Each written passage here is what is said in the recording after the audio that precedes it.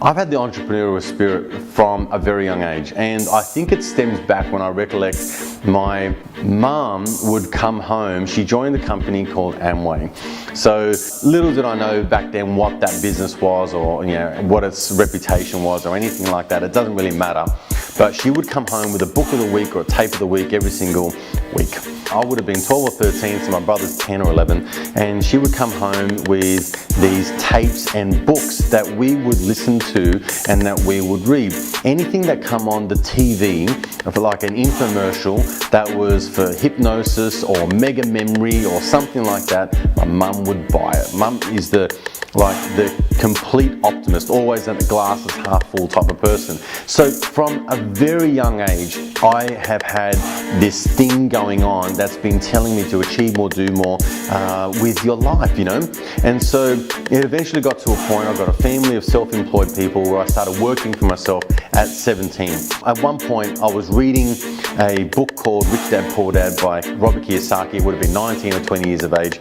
One of the things that he said in that book was get a job for what you can learn, not for what you can earn. And at that time, I'd already tried my hand at carpentry and joinery. I didn't do any good, but I did like the idea of real estate. So I went job hunting, got a job in real estate at say 21-ish or 20, 21, something like that.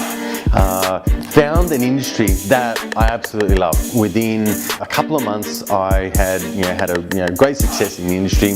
Got out of it. My boss was an asshole, so got out of the industry. Went back into personal training. Got back into real estate, and found myself in a position where I could buy the company that I was working for. Treat your friends with love and respect. Have lots of fun and laugh a lot. Eat all your lunch and learn a lot. Be confident and believe in yourself. I love you. I love you. Goodbye, Dad. I can't really give you a kiss because I'm sick. Alright. Still love you. New day. Finally shaking this cold. Today's a great day because I've got a new client starting, which is always a good thing. It's miserable outside, but I checked the weather in Italy at the moment, and it's going to be 32 degrees. So I've got a lot of work to do, and it's my mission now to not only work with my clients and get new clients, but also start to build processes and systems in place that I can earn extra money whilst I'm away, because that's going to be the biggest challenge. I did my whole sort of morning routine this morning, went to the gym, dropped the kids off at school. This is the entrepreneurial life, I guess.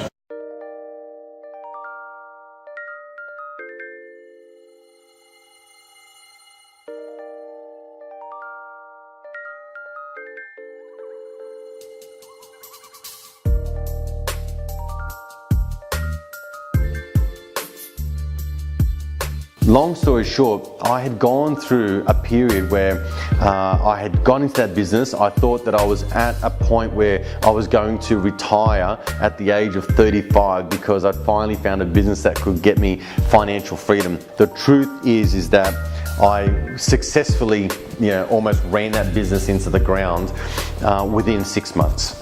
So really dark times in terms of, I don't know what to do. I've got into this business. I've sold a property in order to pay cash for this place, and just feeling like an utter failure. Picked myself back up by the bootstraps, got myself back into the game, resurrected this business, and really just grinded it out tooth and nail for years upon years upon years, until I finally reached a point in the real estate market where things were going great. They all went gangbusters. We were selling tons of property, and all the books kind of said, go ahead and duplicate yourself many times over. Have salespeople working on the front line for you. So my natural inclination was that if I was going to have, instead of having 2 salespeople, have 4. If I had 4 people, I would earn 4 times the money. And I absolutely did not do that. It got me to a point where I almost successfully ran that business into the ground again. So here we are, head in hands moment, heart palpitations, panic attacks. I felt like an absolute failure as a husband, as a father, as a provider. It brought me to my knees, and it was at a point where I was literally just thinking, I don't know how to get out of this mess My wife, who was doing our accounts, turned around and said, you know, we've got about 4 weeks worth of running costs left in the business if you don't do anything drastic. I hate confrontation, and I had to have conversations with staff members that were not pretty and not easy to do. And at the same time, I had to go out there and have put on the facade that I was actually someone who was a great person to represent you in the sale of your home and do the best thing by you. Meanwhile, my business was about to go down the toilet. I had discovered simultaneously this thing called Facebook, this thing called social media.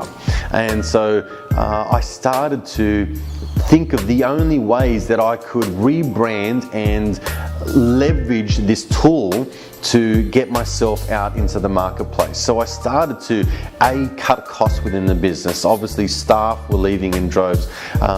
They had to go. I sublet half of the office. I got rid of any media that I didn't need. So paper-based advertising was gone. The paraphernalia, the flyers, you know, all the websites, all that kind of stuff, it went, and I stripped this business back to bare bones and just had the minimum that I needed to get by. I started to rebrand myself. I started creating systems where people could get to know me, like me, trust me, using digital media marketing. I would create videos, I would create ebooks, I would run seminars, and I would run webinars and pre-recorded, you know, on-demand replay webinars, things like that, right? Eventually got myself branded to a point where people began to see me as the trusted opinion. Now, it's not to say that business went gangbusters and I made $1 million, because I didn't, but I was able to rebrand myself and make the same amount of money that I was before without the overheads and the costs that I had. So the stress was far, far less. My life was more automated. I could spend time with my kids. I could go to soccer. I could do those things. I believe in fate. I don't know about you, but I certainly do. And there was a particular guy that was in my industry, a competitor of mine, but frequently asked me questions. What's going on in the market? Should I lock in my interest rates? Things like that. And so he got to talking to me one day and said, I want to get your advice on this business that I want to buy into. I gave him my advice about it. I said to him, this is what you can do. Here are the fors and the against. But unbeknownst to him, my business partner had already said to me, I want to retire. And I personally I was at my end. I felt like my 10-year journey was coming up, and that it was time to let go of this thing that I'd built up in an industry that I loved, and it was time to start afresh. So I turned to him and I said, you could buy that business, but 30% of that business, because it's such a large business, is actually like 100% of mine. He quickly turned around and, with sort of disbelief in his eyes, and said, I'll come back to you on that. And within a few days, the business was getting prepared to be sold. And that was my exit out of the real estate industry. But what was I going to do? The first thing that I did was I started to rebrand myself as a coach. I wanted to immediately come into this business here, but naturally things just didn't go off straight away. I was running some seminars and trying to pick up coaching clients and things like that, but it was kind of up and down, and it was like that for the first couple of years, and I'm in my third year now, mind you, so this third year is starting to go really, really good. But one thing I did do was I took the family away overseas. I wanted to see my roots, where my family come from. So I discovered a whole new world. I got to see that there was more to life than this bubble that I've been living in for the past 15 years, being in business and working for myself and things like that. I'd passed up opportunities before to go away overseas on our honeymoon, for example. So I'd missed that boat, and this was an opportunity that I wasn't going to miss again. And when I got there, I broke down in tears at the very prospect that I had made it and set a goal. So it was a whole new paradigm of the world. I never felt such a connection to my kids. When I hug them, I would feel their energy in their body through mine.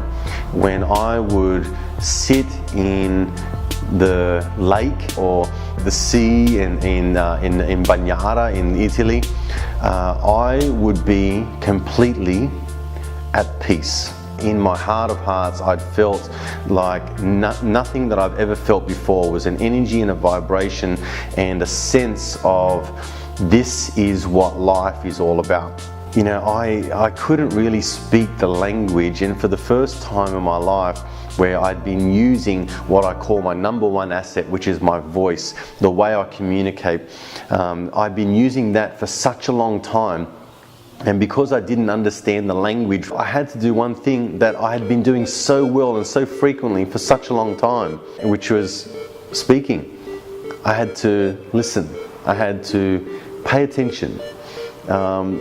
It stopped me from, we had in the villages of Macedonia, there was no internet connection. So I didn't have to look at my phone. I would journal. I would sit and relax and think and observe and watch and listen and pay attention. It was just senses that I had not used to that degree were heightened as a result of the fact that I couldn't use my voice or didn't have the capacity to communicate with too many people in their own language. This is the catalyst for what I'm doing now. I want to live that experience again with my family, and at the same time I want to run a business. I've heard too often that there is a possibility that you could run a business from anywhere in the world. I know that it's a reality, but I get the sensationalism that is around the internet that is hyped up based on this notion that you can create a product or you can create a service or you could sell a program and you can be anywhere in the world and do that. Now, I don't want to go to my deathbed with regret. That is my greatest fear that I have, is the fear of not trying, the fear of not doing something that I set my heart out to. And again, I want to prove to myself and to my kids that this life is a life to live. This is not a life that I have to I know it's my responsibility as a father to provide, but it's not the adage that I'm going to sacrifice my life in order for my children to go ahead and live the life that they want to live. When in actual fact, I'm not actually living my own dreams. I'm not actually following my own dreams. I'm teaching them that that's the way you live life. And what are they going to do? They're going to go ahead and work their asses off to prepare their children to go and live the life that they want to live, and then the cycle repeats. They don't ever actually fulfill their dreams. The reality is that I don't know where this is going to go. I don't know if this is going to be a great success or a great failure. I don't know whether I'm going to have enough energy to keep this going. I don't know whether that I'm going to have to come back with my tail between my legs and have to get a job, or I'm going to have to sell my home, or I'm going to have to do something drastic. I don't know. But what I do know is that to not take this opportunity up when I have the ability to make it happen, even if it's just that one time, I do not want to go to my deathbed knowing that I could have tried and I didn't.